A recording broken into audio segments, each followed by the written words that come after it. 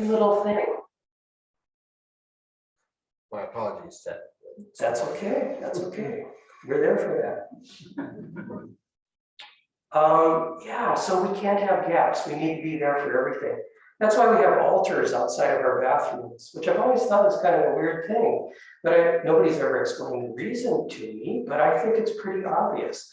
The bathroom is a place you tend to think of as, you know, pretty mundane activity, not very important, something you do that's between other stuff. It's not special. But if we stop and bow before we use the bathroom and after we use the bathroom, it's a reminder that even this part of our day is important and we should pay attention. We're not going to hurry past it. We're going to be here. So it's in those tiny, seemingly insignificant moments when we can really make that effort to be just here, and that will really help our practice. So that was thing one. The second thing on my list is reflections. You know, there are so many surprises when you renovate a building. You can't know in advance what's going to happen, what it's going to be like. For instance, you can't know in advance what the acoustics will be like, but you show up and you find out what they're like. And I think they're pretty good in this Zendo, which is a pretty happy thing. Another example of something that was unexpectedly wonderful is this little back deck here that leads from the Zendo emergency exit into the backyard. I never really noticed that much in the plans, and I thought of it as just, well, that's a way to get from the Zendo to the back door area. But as it turns out, it's a really beautiful place to hang out and kind of look over at the backyard, and it's where we set up our tea on Sundays, and it's been just really functional, really nice, and just a real kind of a surprise. And we'll be doing that today, by the way. We'll be having our snacks out there, our tea and our coffee. I hope we dress warm, because that's what we have to do because of our mask requirement. But another surprising thing has been the reflections, and I'm talking about reflections in the windows. When I do walking meditation here early in the morning, I'll be facing this way toward the east, and in the large window there, I can see oftentimes the reflection of the lake. And I can see a reflection in there right now. I can see the sky above the lake reflected. If I were to stand up, I think I would be able to see the lake itself. And I think that's really nice because it makes that inside-outside connection that I've talked about before. And it brings the lake in a new way. It's sort of like it's surrounding us. Yes, it's over there, but we can also see it over here. And so it kind of undermines our ideas about separateness. We can kind of relax our attention and just let the lake be everywhere, to be all around us. And one morning, I was here very early. It was a Friday morning. It was still dark out. I was meeting my friend Inryu from Washington, D.C. She's spoken here before, some of you know her. And I was walking in the hall next to the stairs, the old stairs out here, facing toward the east. And you know, we have a door back there that leads onto the backyard. And it used to be kind of this lattice door you couldn't really see through, but it's been replaced by this door with clear glass in it. And I was walking toward that, looking out sort of into the darkness, not really paying attention. And I saw out there what I thought was my reflection. But then as I walked toward it, my reflection bowed to me. It was really weird. And it wasn't my reflection, it was Inryu coming that way. And so I bowed back, and it was really nice. There's another barrier of perceived separateness just obliterated, right? We were joined together in that moment. So reflections are really nice. We can just relax our minds and relax our attention and simply merge with things. They can help us with that. Number 3, not all of us are here in the building. If you're not here, I hope you still find this talk useful. Folks on Zoom, I hope it helps you to imagine the space even as you're practicing at home in your own space. I hope you feel close to us. And you know, I have the feeling that about half the Sangha has come here since we reopened at least once. Some of you are coming very, very regularly. Maybe a quarter of the Sangha has not returned yet because it doesn't feel right yet given COVID, which makes perfect sense. Hopefully that will change fairly soon. And maybe another quarter of the Sangha is probably going to continue to practice online, either because you live far away or you may live here locally, but it just works better for you to practice remotely like that. And as I've said many times, we hope to accommodate everyone, regardless of the amount of time that they can spend here. And we don't know for sure what form that's going to take in the long run. As you know, we've done a lot of experimenting. We've practiced, we've tried a lot of different things. We've got the hybrid thing down pretty well now, but we still have things to work on. And we're going to continue to do some experimenting. For instance, our next retreat is going to be a one-day retreat, and that happens in about 2 weeks. It's on Saturday, November 13th. I'll be leading that one. And it'll be a hybrid retreat. So I'll be here present in the Zendo along with others, and there'll also be folks on Zoom participating. And I think given our past experience, that's going to work very well. It'll be a hybrid retreat, all practicing together. So I think it'll be good, and I hope you'll sign up. It'd be great to have a large number of people to do that. Now, lunch that day is going to be a bit of an issue because given our mask requirement, we can't eat here in the building. So what we're going to do is we're going to give people an hour break for lunch, and you have several choices. You can bring your lunch, you can take it outside and eat it there. I don't know how cold it will be, it could be pretty cold, but you could spend, be outside just long enough to eat your lunch. Or if you live nearby, you can go home for lunch, or you can go to a restaurant if that's something you feel comfortable doing. And I think that'll work pretty well for a one-day retreat. That's just one meal. But for Rohatsu, which is our week-long annual retreat, starts November 28th, goes into the first week of December. It would be impossible to do that here in the Zendo because we have our mask requirement. We can't serve 20 meals outside that time of the year. So we've made the decision, as you probably heard, that Rohatsu is going to be an all Zoom event this year. Ben and I are going to lead it, and we're going to explore further the idea of what it's like to do retreat in your home. We're really going to turn this into a positive. We're not going to try to duplicate the monastic experience at home. We're going to do a new kind of retreat that we've been developing, where you have a retreat, but you are at home. And so you explore questions of, well, what is it like to be here? What is it like to interact with my family or my pets or my living situation? And then in the new year, this is not decided yet, but it's something I'm thinking about. We may experiment with some parallel retreats. Maybe in January for that 3-day retreat, maybe we'll have a 3-day all Zoom retreat, and a week later we'll have a 3-day in the Zendo retreat.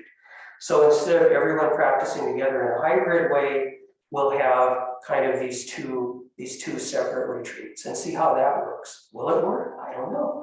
Will we feel like we've been unnecessarily separated, or will we feel like it makes each retreat something that can really be itself? I don't know, but I think we'll keep working on this. We'll keep experimenting. So that's number 3. Number 4, the hybrid model is working very well for meditation. And in the morning, when we have our sittings here Monday through Thursday, very early in the morning, at about 7:10, we bring the doshi out, which means the doshi does 4 vows, a bell for each vow. And the way we did it before COVID, was one bow to the altar, and then you step back a little to the side, and another bow to the altar, one bow at the doorway, you go a little further, you turn around, and there's a fourth bow. But we've changed that now so that the second bow, the doshi walks over to the camera and bows to the folks on Zoom. And I really like that. I love to do that, in fact. I love to walk away from the camera knowing I bowed to the folks on Zoom. It just makes me feel really good. And it's really great when people bow back. And not everyone is set up to do that. But folks on Zoom, if you join us in the morning, if it's possible for you to have your camera on and have it positioned so the doshi can see you, so you can share that bow, that would be really nice. Number 5, continual discovery. We will continue to find unexpected things as the seasons change. I'm wondering what's it going to be like when these birch trees here lose their leaves and we have kind of an unobstructed view of the lake. What is the serpentine sidewalk going to look like under the snow? What is the new gate going to look like under the snow? What's going to happen to the food effect? Do you know about the food effect? What that is I think it's changing a little bit, but what it used to be is sometimes when the windows were open in a certain configuration, the wind would come in off the lake and the building would make this sound like a flute. Have you ever heard that? Seems to happen particularly in the late afternoons. Just kind of wind whistling through and it changes, the tone changes. Comes in the windows in the porch out there. And I noticed one time if I closed one of the windows in the Founders Hall, I could enter it. And it's pretty cool. It's not that the building sounds like a flute. It's like the building becomes a flute. That's actually what's going on. And we've had people visit here who ask, where's that music coming from?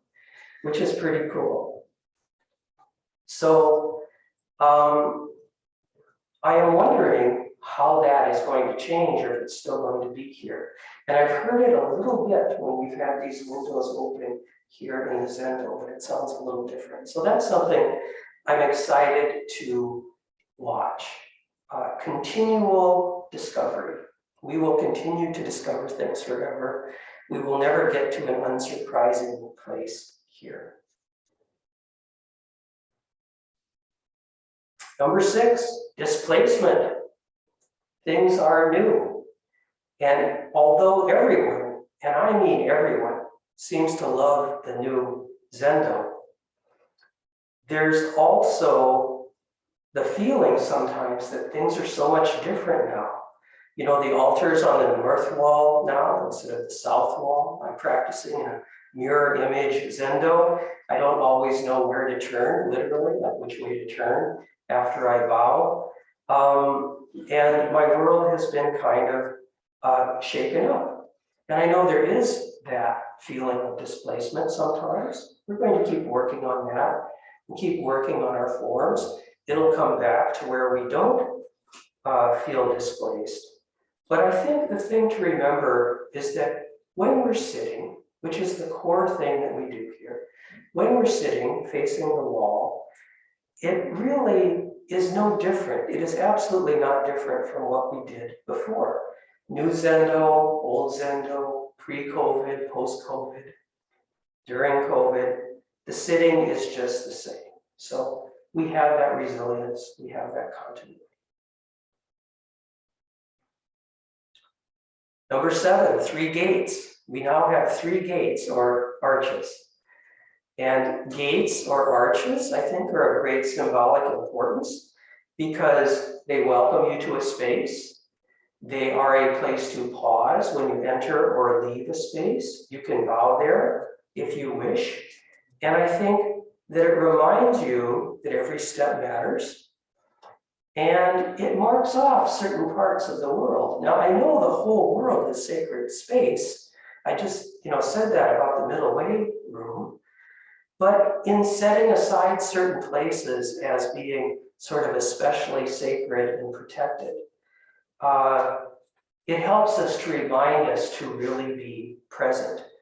If we think of a space as a sacred space, if we bow when we enter it, we'll be able to focus there.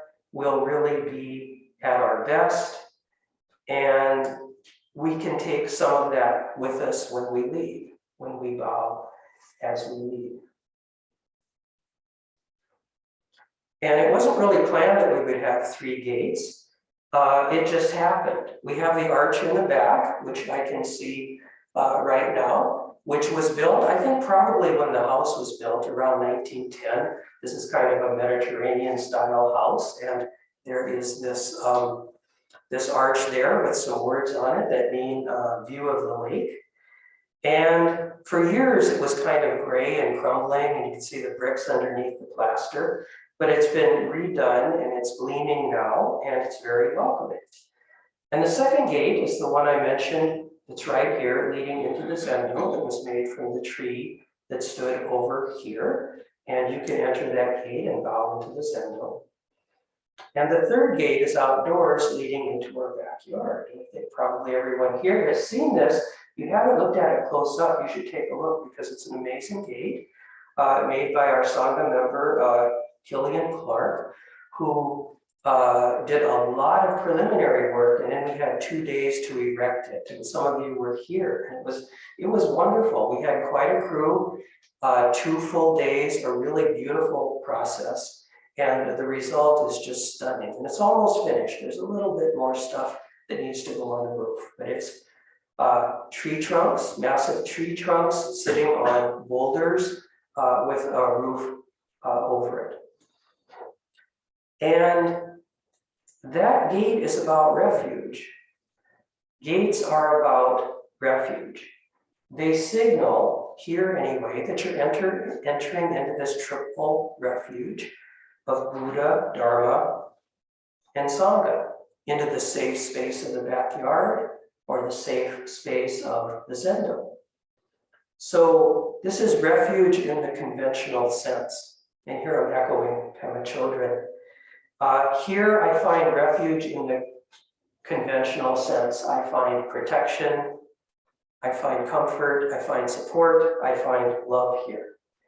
Also refuge in the unconventional sense. Refuge in the unconventional sense is the refuge that comes when we take our understanding of impermanence deep into our bones. And we know that ultimately there is no place to stand. Impermanence is a fact. Impermanence cannot be avoided. And ultimately, freedom lies in accepting that fact, not fighting against change. And that's the refuge of no refuge. And when we come to a gate, an arch, an entrance, we can contemplate that. We can contemplate that as we bow. We enter into the protected space where we can support each other in knowing that true freedom lies in accepting that ultimately we are unprotected.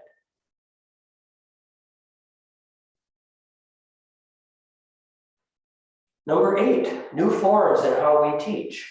And thank you to a priest in training who told me how to talk about this and encouraged me to do it. We use traditional forms in our zendo. We bow as we enter. We bow to our cushion. We all bow at the same time during service. We chant in the same way. And these things help us to be present, to let go of our preferences, not worry about what choice to make, and just go along and do the stuff. Just do the stuff and be present with the stuff. And now that we're in a larger zendo, some of the forms are different. We have different entrance points. Plus, all of us were gone from the zendo for a year and a half. And so naturally, we're a little rusty. So you put together being a little rusty, plus being in a new space, and the forms are kind of, they've gotten a little loose. You could say a little lax. I don't really like the word lax because it sounds kind of judgmental. I mean, this is cool. I'm not being judgmental about this. But it is helpful to have the forms tighter, because that helps us to all practice together. It helps us to kind of really forget about things. But this is nothing to worry about, especially in light of the way we teach forms. And this priest was reminding me the way that we teach forms is a little different from the way that a lot of us are used to learning, because basically we don't follow the conventional model of telling you in advance exactly what the forms are going to be, so you can memorize it and walk into the Zendo and do all of the forms and get it perfect. I mean, sometimes we take that approach a little bit. You can take the forms and etiquette class, and that's an attempt to do that, and it's a good class. But basically, our method, if you show up some morning for meditation, is we ask you to join in and observe and participate until you get it. So the first time you come into the Zendo, you watch what other people do, and you do what they do. You probably won't get it right immediately, but if you come back and you keep watching, you'll get more and more of it, and pretty soon you'll be fitting in with everyone else doing the same stuff at the same time, and it's harmonious. And you'll see someone new coming in, and you'll feel very charitable toward them, because that was you just a little while ago. You feel very charitable, and you're not thinking, oh, they're doing it wrong.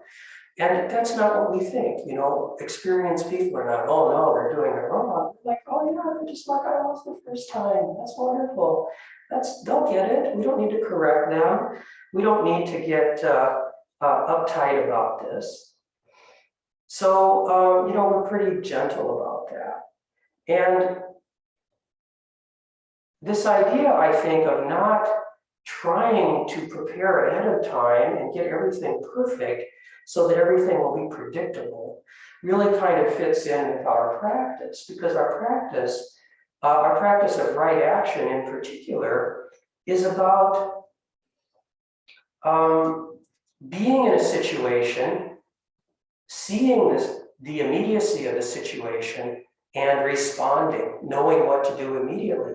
It's not about trying to anticipate every situation so you'll be comfortable no matter what happens. It's really impossible. Life doesn't work that way. It's about being in a place of immediacy where you can respond to the situation that comes up. So you come into the Zendo, you see the situation, you do the stuff in the moment. We don't get uptight about it. I hope you don't get uptight about it. It can be difficult for folks. Sometimes people are afraid, they don't know us very well, and they're afraid they'll like violate some sacred law we have, you know, and we'll get upset about that. But we're not like that.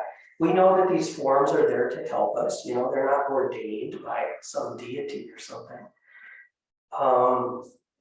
And also, for some folks, I think it's hard because they just really want to get everything right. You know, that's very, very, very important. And I understand that. But here, you don't really have that luxury if you're new to Zen of being right and being comfortable all the time. I'm sorry, but this is really about sort of being present with discomfort. So, folks who come in for the first time put themselves in the position of being beginners, and it's kind of humbling, and that's okay. There's an acceptance of discomfort there that is all right. And there are various ways that experienced people keep getting into those positions of discomfort too, like on a long retreat. It's unavoidable. It's okay. That's how we learn. That's how we learn to be really effective in life. Are we going to try to control everything, or are we going to be comfortable with lack of control? So, number 9, back to the building. We have a lot of things to do yet. Some of the parts of the building are kind of unfinished. Completing the landscaping is a big project. It'll probably take us a few years to get that restored. One thing we need to do is we need to build a shed somewhere in the yard. because we demolished our garage, which was right here, in order to build the Zendo. And we need a storage space for our lawnmower and our tools.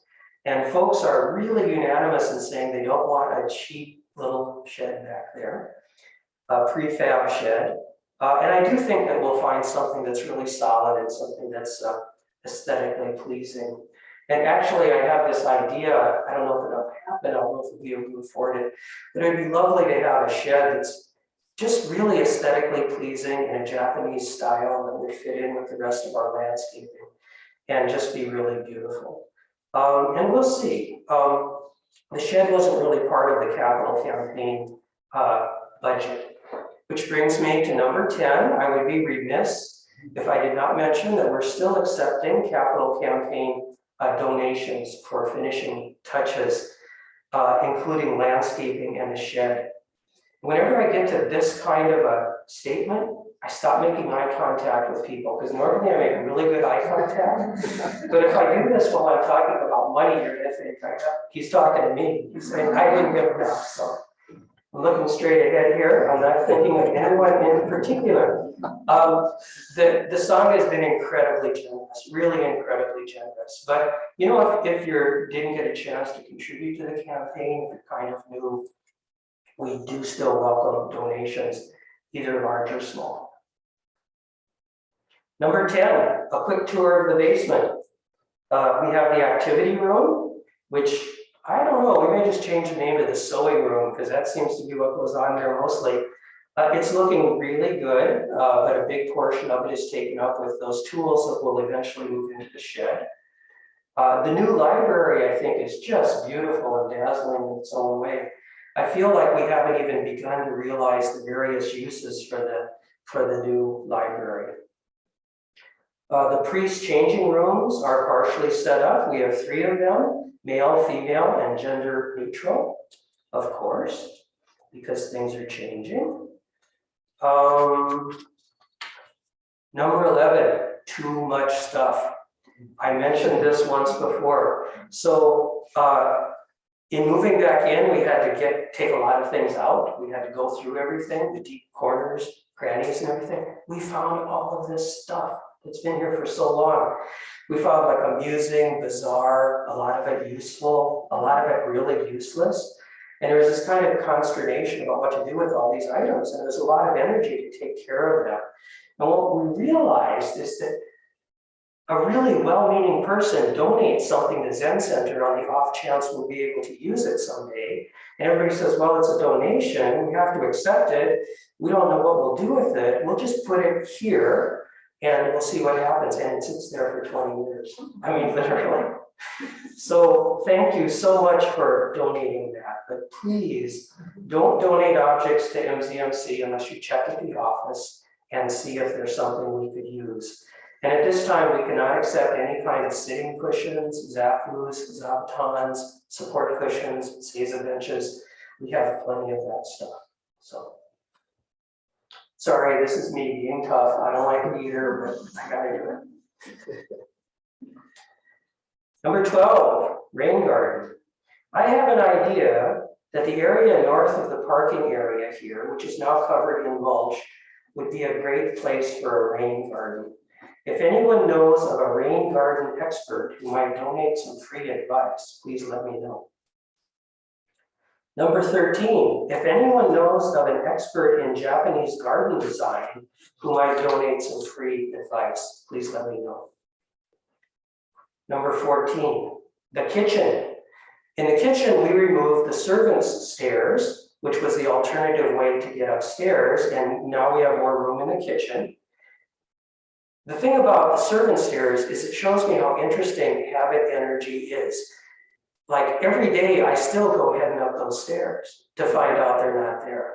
And I just wonder how long it's going to be, how many months it's going to be before I kind of readjust my habit energy. Number 15, I want you to know an often overlooked benefit of the new construction, which is actually profoundly important, is that we expect a total end to sewer backups in the basement. Hallelujah.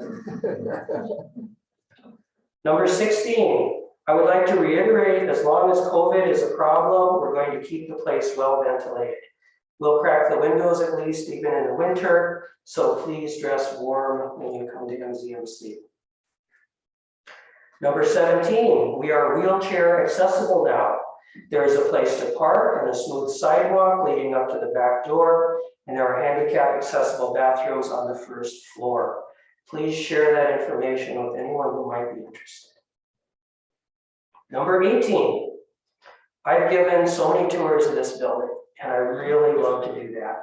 And some of the tours are for folks who are new, some of the tours are for donors. Some of the tours are for people who have been practicing here for a long, long time. People who practiced here with Katagiri as many as 45 years ago.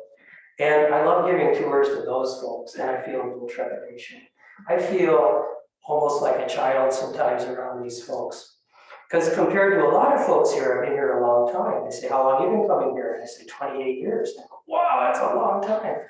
But when I'm around somebody who's been coming here 45 years, they've been part of this group 49 years, and there are such people, I just feel like, wow, I'm such a newcomer. And it's really odd. I mean, ostensibly, I'm in charge of the place, right? But when I'm around these long-term practitioners, it's so clear that I'm just a steward of something that is so much larger than me, and so much larger than our present saga, and so much larger than any individual point in time, or any single challenge, or any single crisis. I'm not in charge of the place is in charge of me. And that's as it should be. And I want to tell you, one of the most wonderful things about this whole process is that when I talk to some of these folks who were here with Katagiri years ago, they seem to feel really good about the changes.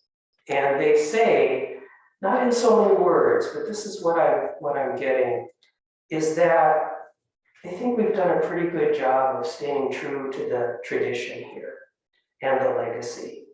And this means so much coming from them.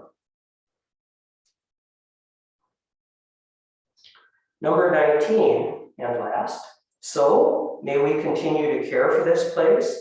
May we take great care looking toward the future, honoring the past, being good stewards, keeping the building and the Dharma solid and authentic and true, practicing that persistent, quiet middle way, paying attention to each and everything, from changing the light bulbs to sitting a 7-day sesshin.